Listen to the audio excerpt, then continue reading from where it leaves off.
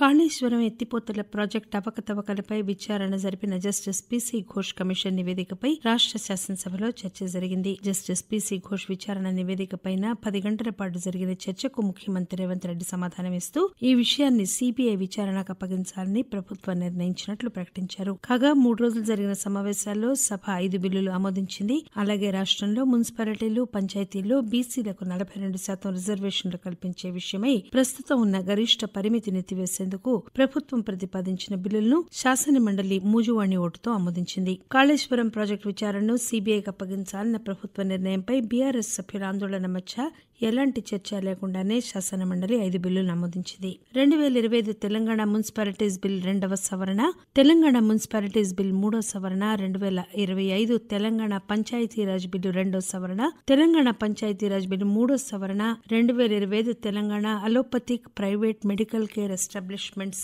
Registration regulation bill మండలి ఆమోదం పొందాయి. ఇక కాళేశ్వరం ప్రాజెక్టు నిర్మాణంపై సీబీఐ విచారణ విషయమై ప్రతిపక్ష బీఆర్ఎస్ సభ్యులు శాసనమండలిలో నిరసన వ్యక్తం చేశారు. దీంతో సభలో గందరగోళ పరిస్థితులు నెలకొన్నాయి. గందరగోళం మధ్యనే చైర్మన్ గుత్తా సుఖేందర్ రెడ్డి బిల్లులను చర్చకు చేపట్టారు. అనంతరం శాసనమండలి నిరవధికంగా వాయిదా పడింది. గిరిజన, మైనారిటీ, బలహీన వర్గాల అభివృద్ధికి విద్యే కీలకమని ముఖ్యమంత్రి రేవంత్ రెడ్డి ఉస్మానియా విశ్వవిద్యాలయం విద్యార్థులకు తెలిపారు. ఉస్మానియా విశ్వవిద్యాలయంలోని ఠాగూర్ ఆడిటోరియంలో ఏర్పాటు చేసిన కార్యక్రమంలో విద్యారంగ మార్పులు, ప్రభుత్వ ప్రణాళికలపై ముఖ్యమంత్రి ప్రసంగించారు. ఉస్మానియా విశ్వవిద్యాలయానికి పూర్వ వైభవం తెస్తామని, ప్రపంచ విశ్వవిద్యాలయాలతో పోటీ పడేలాగా అభివృద్ధి చేస్తామని హామీ ఇచ్చారు. ఈ సందర్భంగా 80 కోట్ల రూపాయలతో నిర్మించిన 2 విద్యార్థి వసతి గృహాలను, 10 కోట్ల రూపాయలతో నిర్మించిన డిజిటల్ లైబ్రరీని ప్రారంభించారు. అలాగే పరిశోధన ఫెలోషిప్, విదేశీ అధ్యయన పథకాలను కూడా ప్రారంభించారు. తెలంగాణ ఉద్యమంలో ఓయూ పాత్రను గుర్తు చేస్తూ సిద్ధాంతపరమైన చర్చలకు వేదిక కావాలని సూచించారు. రైతులకు సకాలంలో రుణాలివ్వాలని,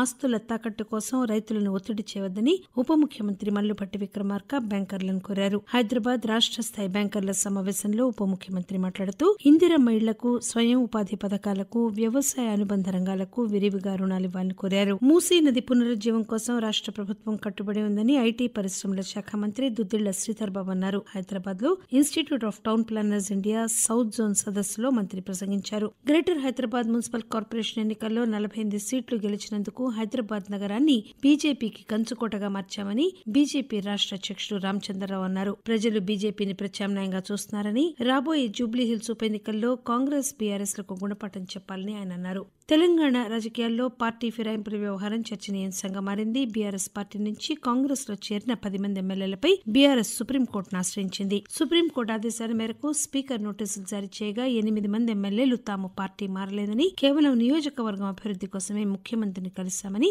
లిఖితపూర్వకంగా వివరణ ఇచ్చారు. అయితే కడియం శ్రీహరి, దానం నాగేందర్ మరికొంత సమయం కావాలని కోరారు. కాగా బీఆర్ఎస్ వర్కింగ్ ప్రెసిడెంట్ తారక రామారావు, కాంగ్రెస్ పార్టీలోకి ఫిరాయించిన బీఆర్ఎస్ ఎమ్మెల్యేలు తమ పదవులకు రాజీనామా చేసి ఉప ఎన్నికల్లో పోటీ చేయాలని డిమాండ్ చేశారు. బీఆర్ఎస్ పార్టీ వ్యతిరేక కార్యకలాపాలకు పాల్పడుతున్నారనే ఆరోపణలతో ఎమ్మెల్సీ కల్వకుంట్ల కవితను ఆ పార్టీ నుంచి సస్పెండ్ చేశారు. కాళేశ్వరం ప్రాజెక్టు అవినీతిలో మాజీ మంత్రి హరీష్ రావు, మాజీ ఎంపీ సంతోష్ రావుల హస్తం ఉందని కవిత చేసిన ఆరోపణలే ఈ సస్పెన్షన్ కు ప్రధాన కారణంగా తెలుస్తోంది. ఈ సస్పెన్షన్ అనంతరం కవిత ఆ పార్టీ ప్రాథమిక సభ్యత్వానికి కూడా రాజీనామా చేసి తాను ఏ పార్టీలోనూ చేరడం లేదని స్పష్టం చేశారు. ఈ ఏడాది గణేష్ నిమజ్జనం ప్రశాంతంగా ముగిసింది. ఖైరతాబాద్ విగ్రహం 69 అడుగుల ఎత్తు, 28 అడుగుల వెడల్పుతో ప్రత్యేక ఆకర్షణగా నిలిచింది. గవర్నర్ జిష్ణుదేవ్ వర్మ తొలి పూజతో ప్రారంభమైన ఈ ఉత్సవాలు నగర పోలీస్ కమిషనర్ సివి ఆనంద్, వివిధ ప్రభుత్వ శాఖల సమన్వయంతో విజయవంతంగా పూర్తయ్యాయి. మోస్ట్ వాంటెడ్ మావోయిస్ట్ పార్టీ కేంద్ర కమిటీ సభ్యురాలు పోతుల కల్పన అలియా సుజాతక్క తెలంగాణ పోలీసులు ఎదుట లొంగిపోయారు.